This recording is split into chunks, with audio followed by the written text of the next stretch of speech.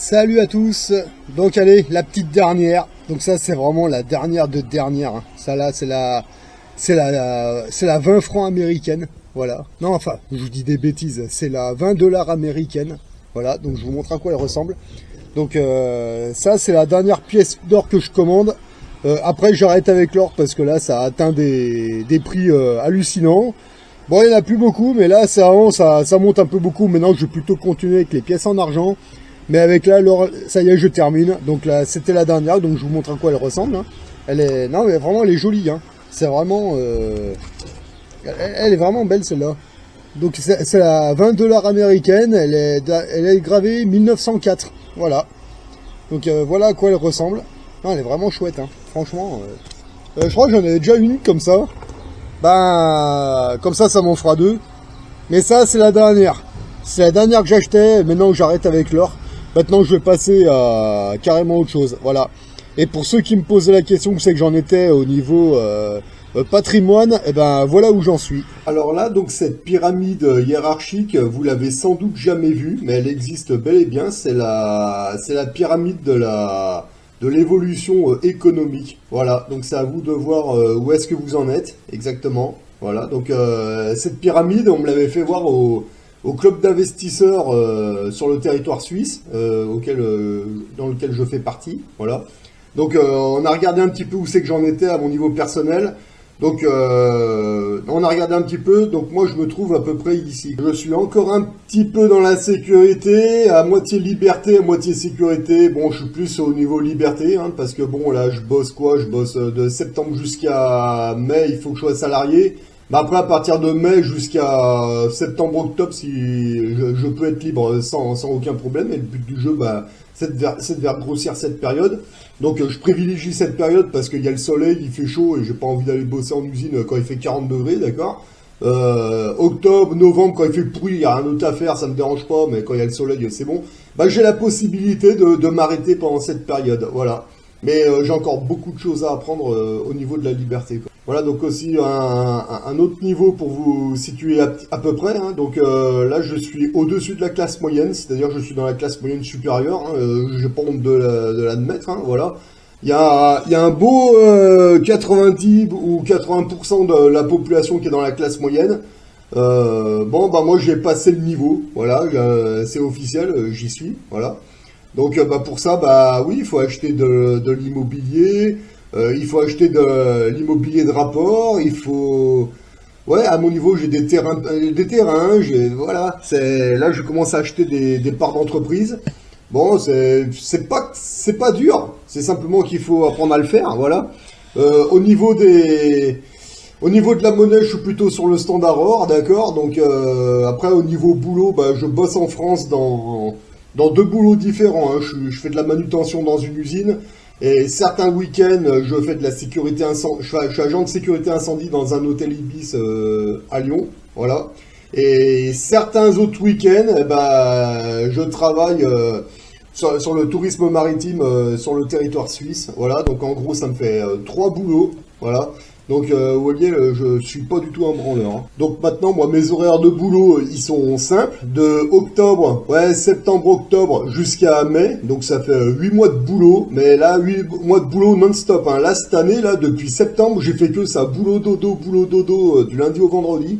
Voilà, et certains samedis et dimanches.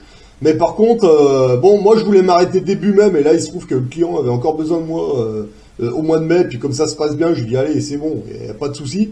Mais à partir de fin mai, je m'arrête jusqu'à septembre-octobre. Voilà. Et par contre, vous voyez, de juin jusqu'à septembre, en gros, bah, pendant 4 mois, et ben, je suis tranquille. Voilà.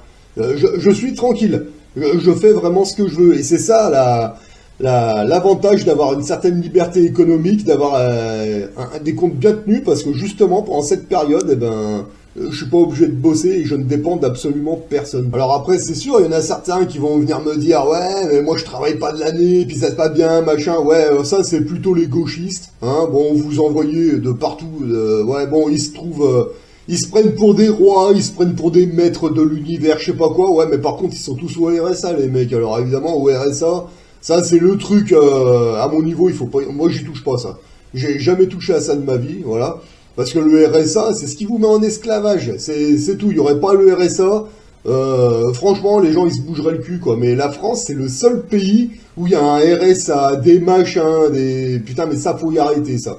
Ça, il faut y arrêter. Le chômage, c'est une chose, mais par contre, le RSA, moi, pour moi, c'est vraiment une aberration. Alors, je suis désolé si je vous choque en vous disant ça, mais pour moi, le RSA, c'est un truc de gauchiste, c'est un truc de faible. Alors, moi, je veux bien, d'accord, on a tous des périodes où c'est compliqué, ok.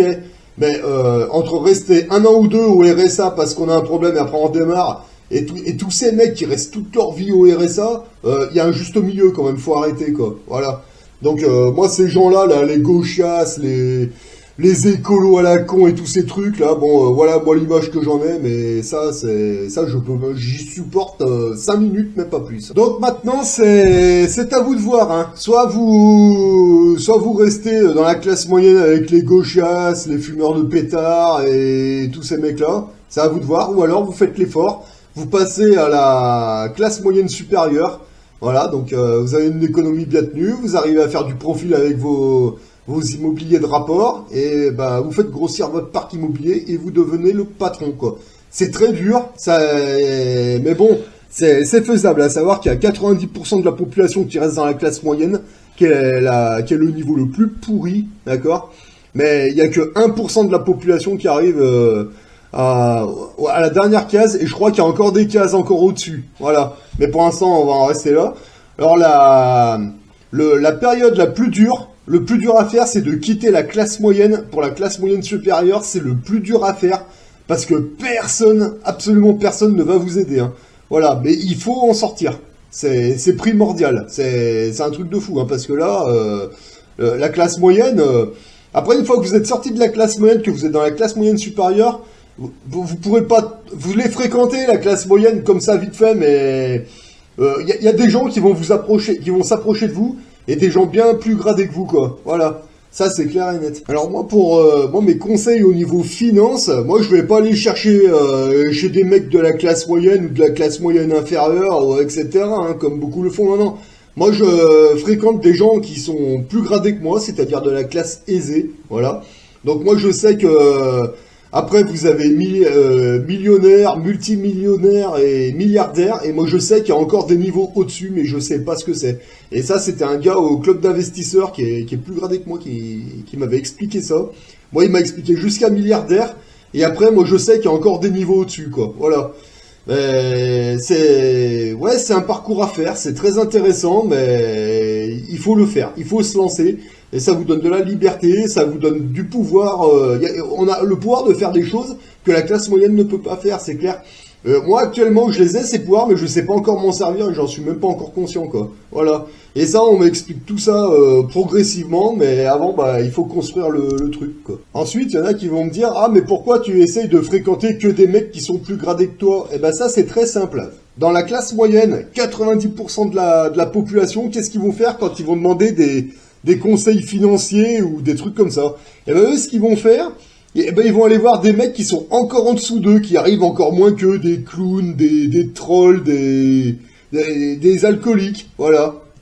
Voilà ce qu'ils vont faire, les mecs. Non mais c'est vraiment un truc de fou.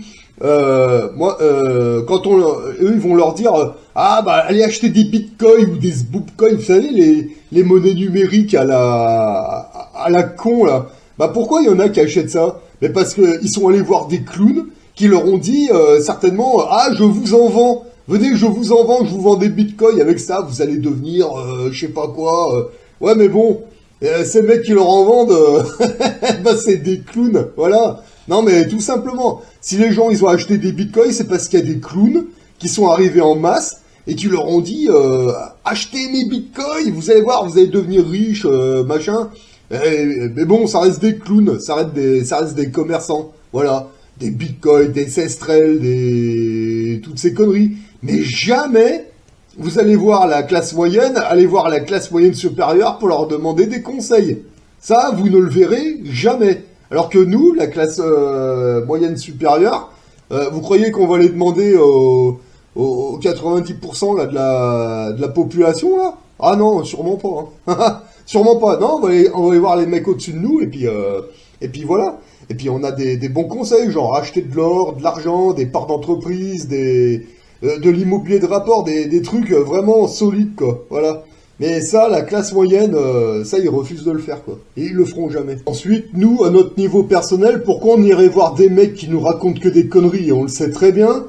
Si on veut évoluer, non. On va aller voir des gens qui sont bien plus balèzes que nous, qui ont un niveau bien plus élevé que nous, et puis voilà, moi, à mon niveau, c'est ce que je fais, hein. Je vais voir des gens qui vivent carrément sur des yachts, qui ont leurs entreprises, et qui ont commencé à zéro. Ça, c'est clair et net. Mais par contre, ça, la classe moyenne ne le fait pas. La classe moyenne, ils vont aller demander à des clowns qui sont encore, qui arrivent encore moins qu'eux, et ils se complaisent comme ça. Il n'y a pas de problème. Bah non.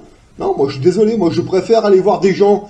Moi, je préfère, à mon niveau, fréquenter des gens qui sont bien plus intelligents que moi et qui sont moins cons que moi. Ça me permet, moi, d'évoluer à mon rythme. Voilà.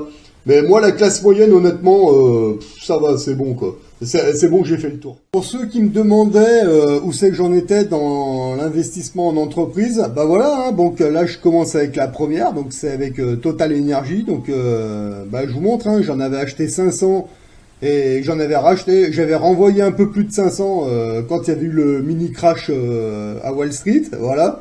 Bah là, c'est en train de remonter progressivement, donc voilà où c'en est. Donc là, j'ai descendu à moins 200, bon, c'était normal. Et ça remonte avec le temps, et puis là, en quelques mois, ben voilà où on en est. Alors, je n'ai absolument rien touché, hein.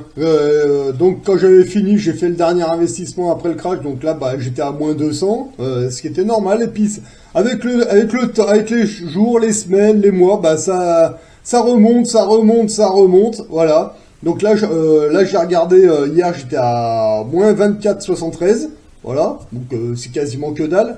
Je vais bientôt être à zéro, et après, bah, quand je serai à plus, eh ben, c'est là que je vais commencer à gagner de l'argent avec cette entreprise, voilà. Donc, vous voyez, absolument rien d'alarmant, j'ai absolument rien touché. Je ferai le bilan au mois de septembre, octobre, voilà, avec la banque. Mais moi, je pense qu'au mois de septembre, ça devrait être en positif, et il ne devrait y avoir aucun problème, voilà. Donc de ce côté-là, la technique de Warren Buffett, ça fonctionne. J'aurais fait mes pas d'essai avec Total Energy. Et vers septembre-octobre, quand je vais reprendre le boulot, ben, je vais acheter certainement 2 ou 3 autres entreprises. Et puis, ben, je vais juste les recruter. Puis après, ben, dès qu'il y aura un crash, ben, on envoie la cavalerie.